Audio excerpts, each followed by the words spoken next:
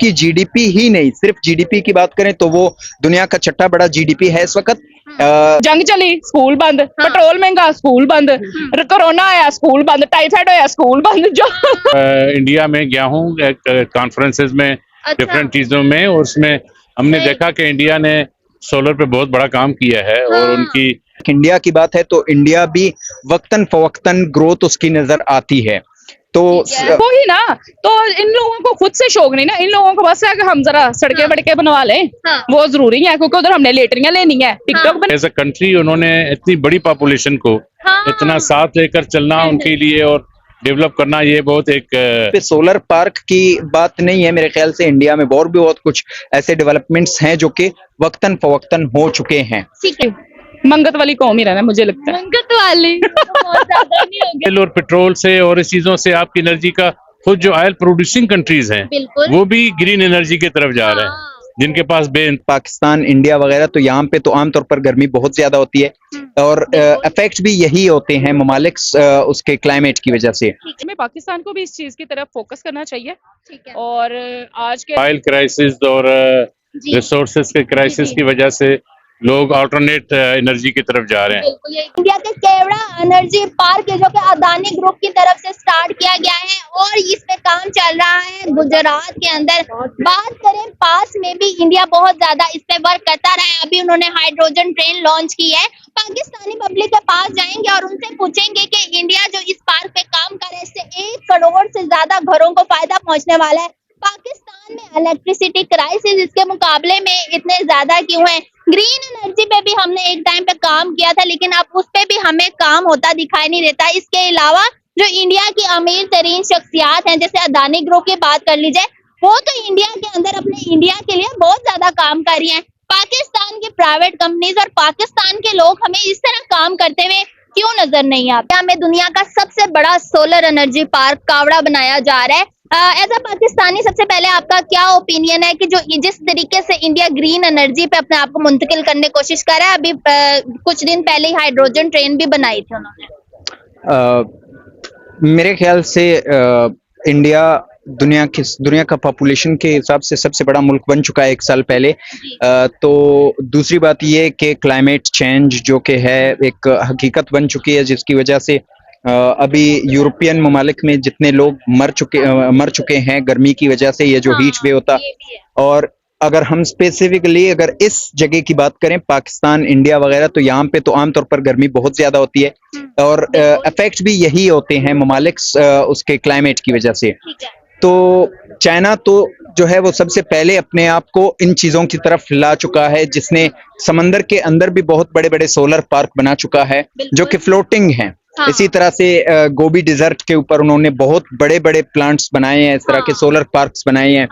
और इसके अलावा मतलब चाइना तो नेक्स्ट लेवल पे जा चुका है, लेकिन जहां तक इंडिया की बात है तो इंडिया भी वक्तन फवक्तन ग्रोथ उसकी नजर आती है। तो उनकी मेरे ख्याल से 1990 के बाद जब नरसिम्हा राव वहां पे उसकी थी इक़्तिदार में, तो तब से उन्होंने अपने इकोनॉमी को ट्रांसफॉर्म कर दिया था और ट्रांसफॉर्मेशन के बाद मुख्तलिफ चीजें वक्तन फवक्तन उन्होंने बेहतर करने की कोशिश की है। तो इस वक्त उसकी जीडीपी ही नहीं, सिर्फ जीडीपी की बात करें तो वो दुनिया का छठा बड़ा जीडीपी है इस वक्त, जो कि यूके के बाद है और ग्रोथ उसकी उससे ऊपर है, मतलब ग्रोथ रेट। लेकिन इंफ्रास्ट्रक्चर भी वहां पे काफी बेहतर होता हुआ नजर आ रहा है। तो सिर्फ यहाँ पे सोलर पार्क की बात नहीं है, मेरे ख्याल से इंडिया में और भी बहुत कुछ ऐसे डेवलपमेंट्स हैं जो कि वक्तन फवक्तन हो चुके हैं।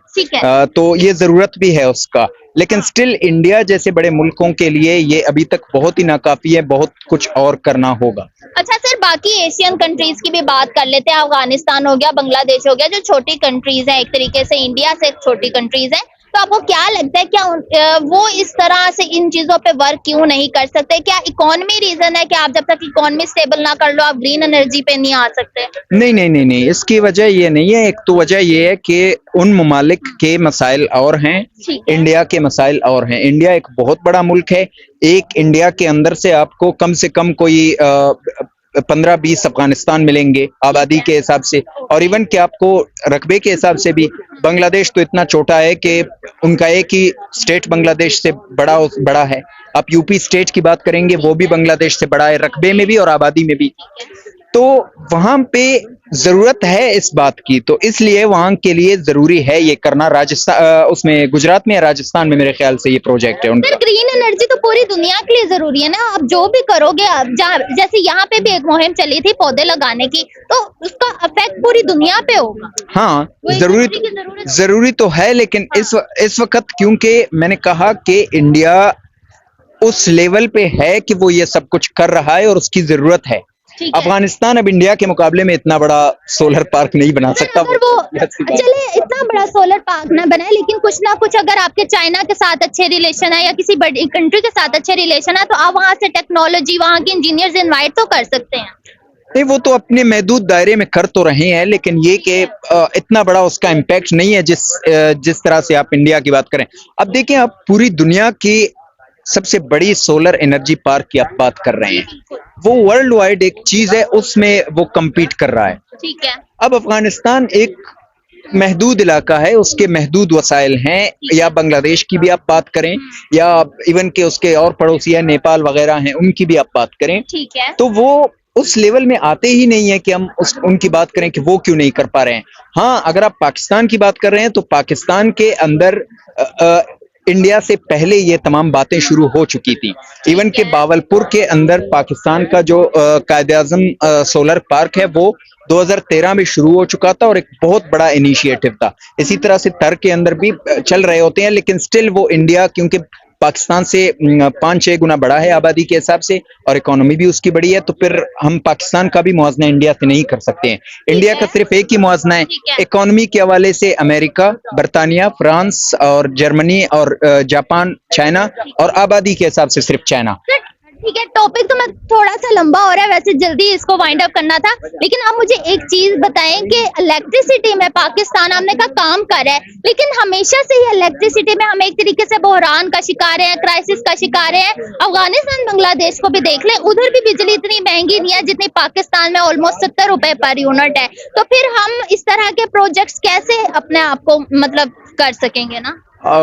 नहीं, इसकी वजह ये है कि पाकिस्तान के अंदर आईपीपीज की वजह से ये महंगी हो चुकी है। अदरवाइज पाकिस्तान में इतना, पाकिस्तान के रेट में और इंडिया के रेट में आज से 15-20 साल पहले इतना फर्क नहीं था। 10-15 साल जब आईपीपीज बन चुके थे और एक ऐसा मुआहिदा था जिससे प्राइवेट सेक्टर को, जो कि पावर प्रोड्यूस करने वाले थे, उनको ज्यादा से ज्यादा फायदा देने की बात थी और जो अवाम था वो कम थी। और वैसे भी अगर प्राइवेट सेक्टर होता है वो तो अपने लिए ही काम करता है, अपने फायदे के लिए। तो पाकिस्तान के अंदर जो बिजली है वो आईपीपीज यानी इंडिपेंडेंट पावर प्रोड्यूसर्स वही बनाते हैं, वो जितने भी लोग हैं। तो इस वजह से वो महंगी है और वो ज्यादा से ज्यादा चलाते हैं तेल से। हाँ। और इंडिया के अंदर या दूसरे मुल्कों के अंदर वो गवर्नमेंट खुद ही बनाती है, खुद ही बेचती है। जो सोलर एनर्जी पार्क का मैंने आपको बताया, ये अदानी ग्रुप बना रहा है, आपको पता है कि वहाँ ये अमीर तरीन लोगों में से एक है, तो आप कह रहे हैं कि गवर्नमेंट कर रही है? उसकी वजह नहीं, मैं ये नहीं कह रहा हूँ कि वहाँ की गवर्नमेंट कर रही है, मैं ये कह रहा हूँ कि वहाँ के मसाइल और हैं, यहाँ के और हैं। अब देखें पाकिस्तान के अंदर बिजली जितनी महंगी बन रही है उतनी ले नहीं रहे हैं लोग, तो इसलिए वो जो आईपीपीज है ना, प्रोड्यूसर्स हैं, उनको इसका नुकसान हो रहा होता है। तो इसका बर्डन डायरेक्ट आता है उन यूजर्स पे जो कि बिजली इस्तेमाल कर रहे होती हैं। ठीक है। इंडिया के अंदर चाहे वो अडानी ग्रुप है, वैसे भी मोदी सरकार तो बदनामी अडानी और अंबानी की वजह से है। अच्छा, बदनाम है, हालांकि उन्होंने इंडिया के लिए इतना काम किया, आप तो मुझे नौखी बात ही बता। उन्होंने अपने लिए किया है, उन्होंने इंडिया के लिए नहीं किया है। इंडिया ये रिफाइनरी की वजह से तो इंडिया का नाम पूरी दुनिया जानती है। मुझे सिर्फ 1 मिनट दे दें, मुझे सिर्फ 1 मिनट। अडानी ग्रुप हो या अंबानी ग्रुप हो, उन्होंने अपने लिए काम किया है, अवाम के लिए कोई नहीं काम किया है। देखें, एज अ पाकिस्तानी हम तो ये कहते हैं कि इंडिया की रियासत से हमें इख्तिलाफ है, वहां की अवाम से हमें नहीं है। तो इंडिया की जो अवाम है उसके लिए अडानी और अंबानी का कोई फायदा नहीं है, बल्कि वो नुकसान है। क्योंकि आप ज्यादा से ज्यादा देखें 2000 के बाद, ठीक है, तो अंबानी और अडानी की जो वेल्थ है, जो उनकी दौलत है, वो हजारों फीसद, यानी 100% नहीं, हजारों फीसद ग्रो कर चुकी है। 10 गुना, 15 गुना, 20 गुना से ज्यादा ग्रो कर चुकी है। लेकिन जो अवाम है वो अब भी दुनिया में सबसे ज्यादा गुर्बत इंडिया के अंदर आपको आम अवाम में पाई जाती है, जहां पे फूड शॉर्टेज, ठीक है। इसके अलावा आपको वहां पे हंगर इंडेक्स इंडिया की पूरे साउथ एशिया में सबसे नीचे है, जो कि वहां के अवाम की डायरेक्ट उसको हैप्पीनेस इंडेक्स इंडियन अवाम की सबसे नीचे है। इसी तरह से हैप्पीनेस में तो आगे निकल ही गए हम।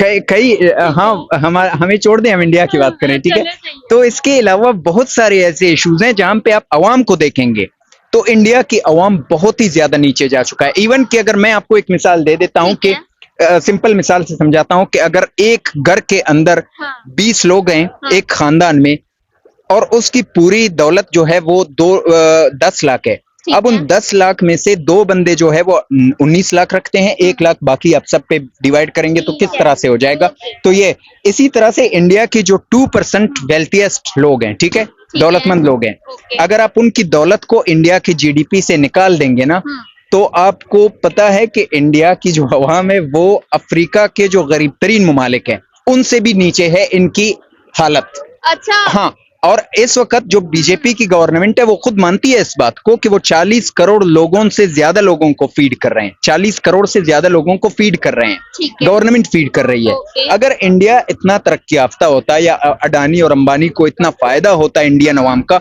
तो इस वक्त वो अपना खाकर अपना कमा चुके होते। पाकिस्तान में तो हमें 1-2 project Benazir Income Support Programme वगैरह मिलती है, लेकिन बाकायदा ये नहीं मिलता कि गवर्नमेंट किसी को फीड करे, या किसी भी दुनिया के मुल्क में। इंडिया में ये चीज हमें मिलता है। चलिए ठीक है। तो सबसे बड़ा जो है वो सोलर एनर्जी पार्क इंडिया के अंदर बन रहा है। एज अ पाकिस्तानी आप क्या कहना चाहेंगे?